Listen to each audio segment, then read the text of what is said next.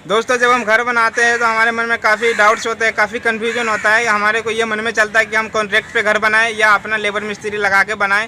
हमारे मन में बहुत सारे बात चलता रहता है कि हमारे को कम पैसे में घर भी अच्छा बनाना है, तो हम कैसे बनाएं।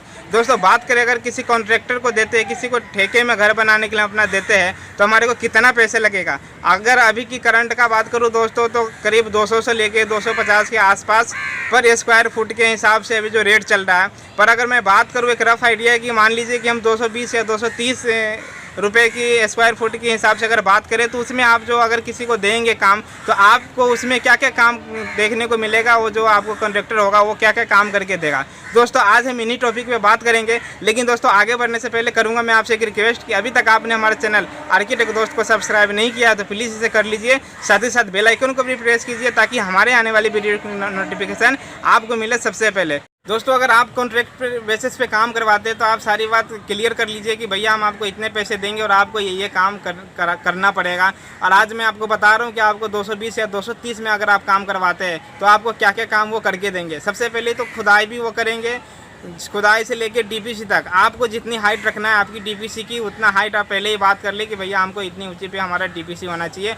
उसके बाद जो चुनाई होता है, लिंटर भी वही डलवाएंगे। लिंटर में जो खर्चा होगा, जैसे कि मशीन का या जो भी लेबर का, सेंटरिंग भी वो करवाएंगे, सारा काम वो करवाएंगे। छत डलने के बाद अगर आप प्लास्टर करवाते हैं, अगर आपकी दोनों साइड से ओपन है तो आप दोनों साइड का आपको प्लास्टर वो करके इस रेट में आपको देंगे। उसके बाद बात करें अगर फ़र्श की, तो फ़र्श भी इसी पैसे में होगा। टाइल्स भी लगेगा, अगर आप फर्श में टाइल्स या पत्थर लगवाना चाहते हैं तो वो भी इसी पैसे में लगेंगे। प्लस अगर आपके कमरे जो है, तो अगर उसमें आप 3 फुट या 4 फुट भी टाइल्स लगाना चाहते हैं तो ये भी उसमें पॉसिबल है, ये लग जाएगा उसी रेट में।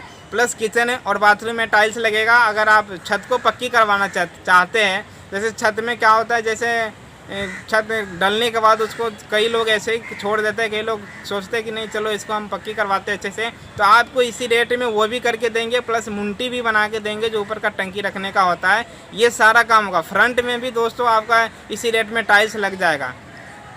लेकिन दोस्तों कई बार क्या होता है, हमने देखा है कि जैसे अगर काम ख़त्म होते होते मकान मालिक और जो कॉन्ट्रैक्टर होता है उसमें अनबन हो ही जाता है, कभी पैसे के लेके, कभी रेट के लेके, कभी किसी चीज़ के लेके। तो आप अगर अपना घर बनवा रहे हो तो आप ये सारा चीज़ पहले ही क्लियर कर ले।